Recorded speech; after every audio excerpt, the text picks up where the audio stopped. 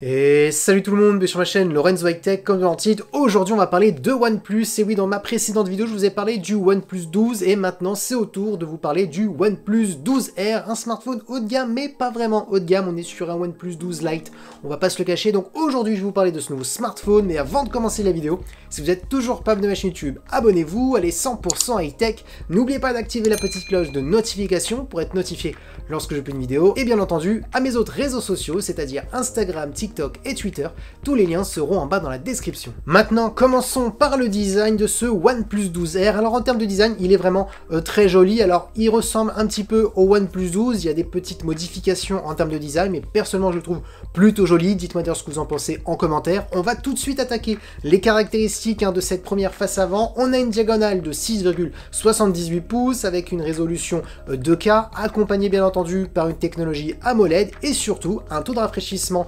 adaptatif, parce qu'on est sur une dalle LTPO, donc cet écran permet de descendre de 1 Hz et monter jusqu'à 120 Hz, donc ça va permettre de moins consommer d'énergie par rapport à un 100 Hz qui serait classique, parce que l'écran s'adapte à vos contenus, donc ça c'est un bon point. Ensuite, gros bon point pour cette version de OnePlus 12R, qui est une version un petit peu light comparée au OnePlus 12 classique, qui est le plus premium des deux, et bah c'est qu'on a une luminosité maximale jusqu'à 4500 nits, c'était le gros argument du OnePlus 12, et bah c'est aussi le gros argument de ce OnePlus 12R. Franchement c'est plutôt un bon point. Maintenant, comme je vous avais dit dans la précédente vidéo, attention, ça reste comme du marketing, parce que le 4500 nits, vous l'atteignez que peut-être à certains moments et très rarement, parce qu'un smartphone qui est constamment à 4500 nits, vous aurez des brûlures d'écran, un smartphone qui surchaufferait énormément, donc c'est vraiment le pic maximal, sachez que vous serez quand même en dessous, mais ça démontre quand même qu'on sera sur un smartphone avec un écran très lumineux. Ensuite, autre bon point, pour les personnes qui aiment bien regarder des contenus multimédia, on a un écran qui est compatible HDR10+, et Dolby Vision, donc c'est tout simplement les meilleurs HDR qu'on peut avoir à bord sur un smartphone. Ensuite, on a une caméra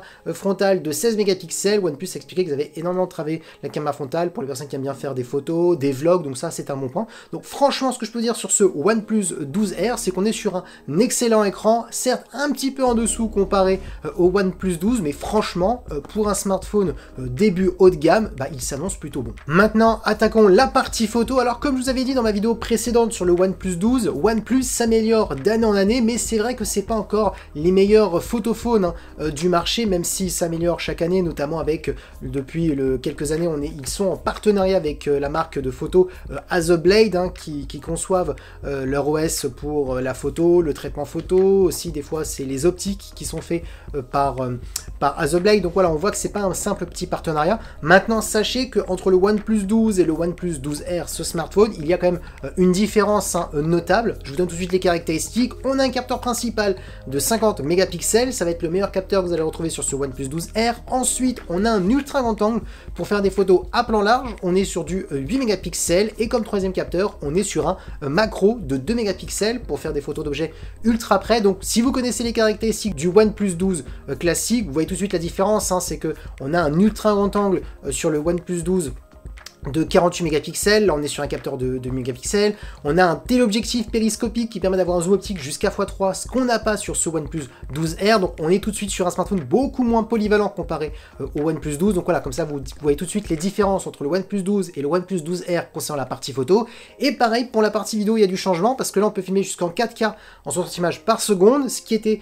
pas vraiment le cas sur le OnePlus 12 classique, parce qu'on pouvait carrément filmer jusqu'à de la 8K, donc là aussi il y a encore une autre différence entre les deux, mais franchement ça reste très correct. Maintenant, parlons de performance, le point fort souvent de OnePlus, mais sachez tout de suite que ce OnePlus 12R est une version un peu plus light que le OnePlus 12, qui est le smartphone le plus premium jusqu'à maintenant chez OnePlus, donc vous doutez bien qu'on n'aura pas le même processeur, les mêmes perfs. Par contre, ce qui est intéressant, c'est qu'on a directement 16 Go de RAM sur ce OnePlus 12R, donc ce qui est énorme, on va pas se le cacher. Ensuite, comme processeur, on a un Snapdragon 8 Gen 2, qui est un très bon processeur haut de gamme, mais oui, qui date de l'année dernière, on va pas se le cacher, mais franchement,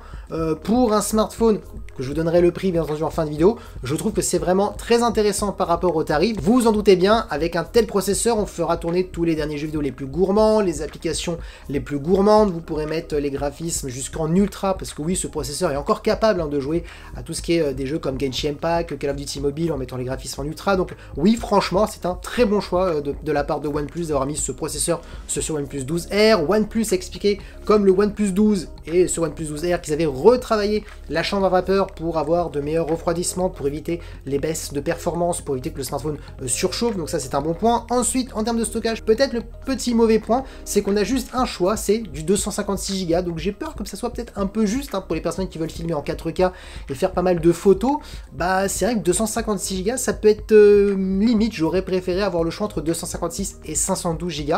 Malheureusement, pour la France, bien entendu, on n'aura que la version à 256. Ensuite, on a un son stéréo qui est certifié Dolby Atmos, donc un autre bon point pour regarder des contenus multimédia sur smartphone. On a une très grosse batterie de 5500 mAh avec de la recharge ultra rapide de 100 watts. On peut recharger de 0 à 100 complètement le smartphone en simplement 26 minutes, donc oui, on peut dire que c'est une recharge plutôt rapide. Petite information, on est sur Android 14, directement sur ce OnePlus 12R, donc dès que vous achetez ce smartphone, vous aurez toutes les nouveautés, bien entendu, d'Android 14. Et pour terminer, on a de la Wi-Fi 7 et du Bluetooth 5.3. Et oui, si vous ne connaissez pas le prix, j'en suis sûr, vous voulez entendre le prix de ce OnePlus 12R. Et bah le prix est pour ma part très intéressant. Dites-moi tout de suite en commentaire dès que vous entendez le prix de ce que vous en pensez par rapport à ce OnePlus 12R. Et bah on est au tarif de 699 €, bien loin des 1000 €. Et oui, on est sur un smartphone premium, alors certes pas le plus haut de gamme parce que c'est le OnePlus 12 classique qui est vraiment le grand flagship cette année chez OnePlus, mais franchement il s'annonce plutôt bon quand vous regardez la partie d'écran.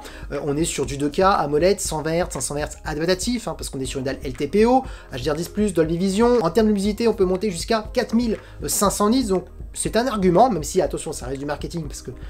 on n'est pas tout le temps en 4500 nits, mais ça montre que voilà, il y a du potentiel dans cet écran. La partie photo, certes, on n'est pas aussi polyvalent qu'un OnePlus 12 classique, mais ça reste quand même plutôt correct. Les perfs, le Snapdragon 8 Gen 2 fera largement l'affaire encore pendant pas mal d'années pour faire tourner les derniers jeux vidéo, les applications gourmandes, donc on a du coffre dans ce smartphone. On a une grosse batterie qui se recharge plutôt rapidement, donc pour les personnes qui aiment bien la recharge rapide. Donc oui, on est sur un smartphone polyvalent, donc je trouve que le OnePlus 12R et le OnePlus 12 est arrivé au bon moment